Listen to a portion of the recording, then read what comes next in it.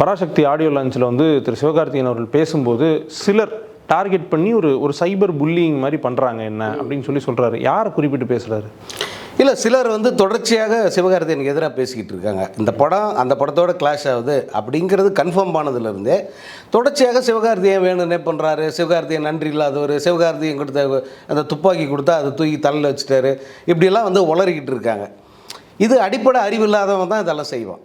ஒரு கொஞ்சமாவது யோசிக்கிறவன், சினிமாவில் இருக்கிறவன், சினிமாவை பார்க்குறவன் யாருமே அப்படி யோசிக்க மாட்டான். இந்த கிளாஷுங்கிறது ஒரு விஷயமே கிடையாது. இது வந்து தொடர்ச்சியாக காலகாலமாக இருக்கிறது. பாகவதர் காலத்திலேருந்து ரஜினி கமல் காலம் வரைக்கும், ஏன் அந்த அஜித் விஜய் காலம் வரைக்கும் தொடர்ச்சியாக நடந்துக்கிட்டு இருக்கிறது தான். ஒரு சீசன், ஒரு பெரிய சீசன் வருது, அதில் மக்கள் எல்லோருமே விரும்பி போய் படங்கள் பார்க்க மனநிலையில் இருப்பாங்க.